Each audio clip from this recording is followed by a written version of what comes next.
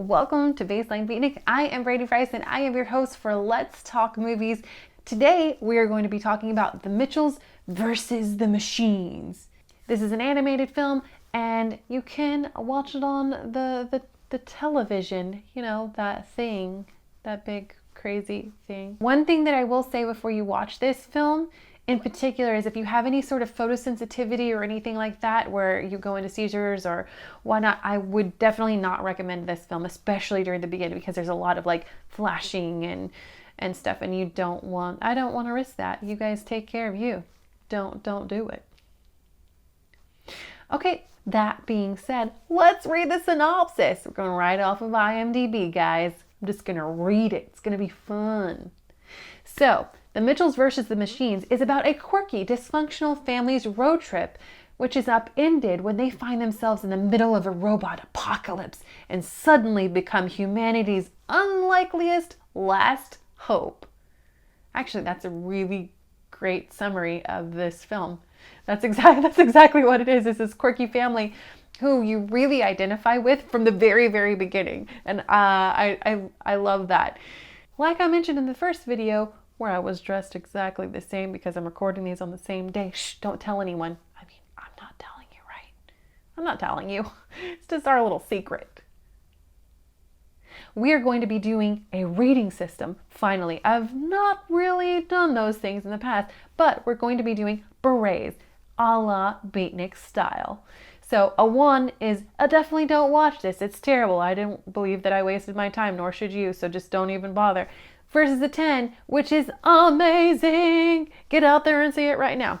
So we're going to save that until the very, very end, and then you'll get to see what I think, and then leave your comments and tell me what you thought too. Or you can tell me that I'm a complete idiot, that I have terrible taste. I don't mind. It's totally fine. But let's get on with the movie.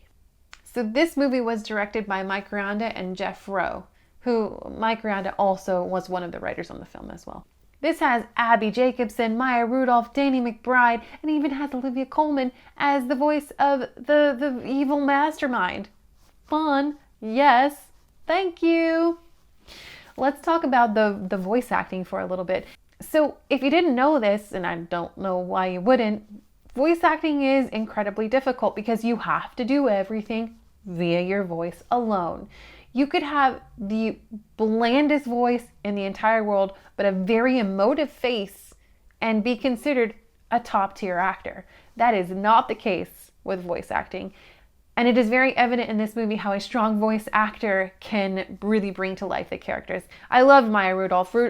Rudolph is so good in like everything that she does. I think she's just a fantastic character and comedic actor. And the same with Danny McBride. I really love his voice. And he has a very distinctive voice. And I thought Olivia Colman was amazing as the evil voice of Pal. And she also she has kind of a sweet voice, so it's so contradictory in the way that you feel about it, because you're like, oh, I want to like her, but oh no, she's terrible. I can't really like her. No, let's not do that.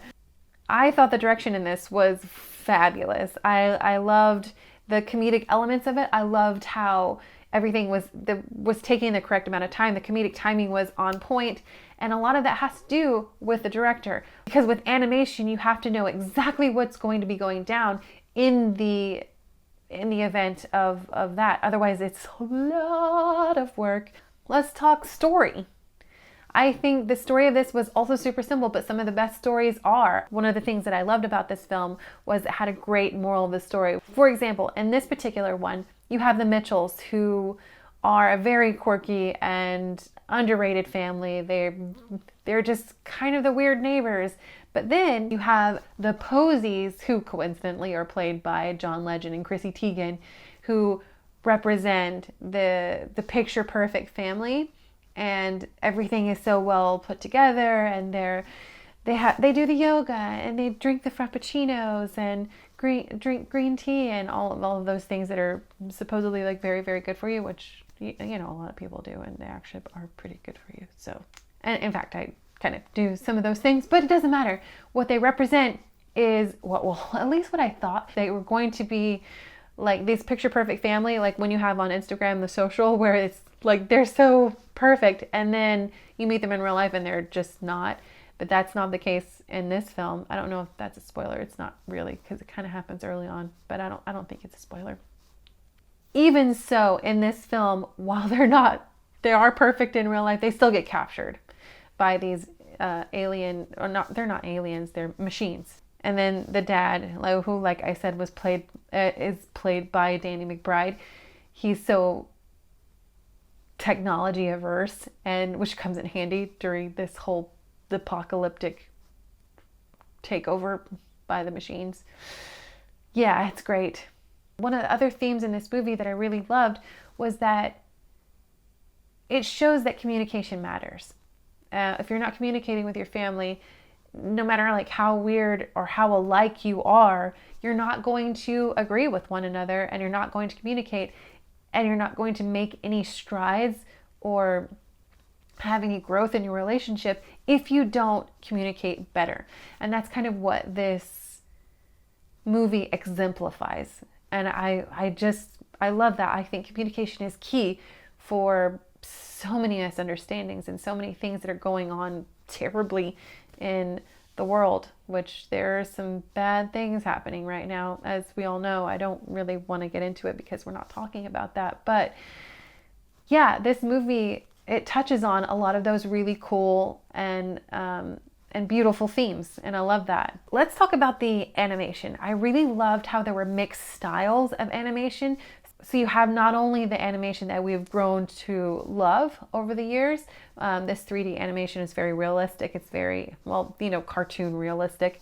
But you also have Katie's animation in the film, which is the kind of simplistic dog cop.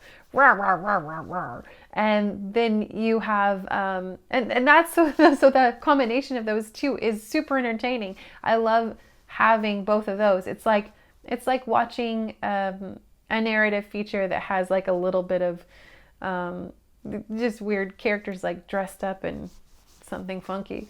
And I thought it was great. I really, really loved kind of the 2D versus the more realistic animation. I don't know a ton about animation, so I'm really sorry if I'm offending anyone on that front.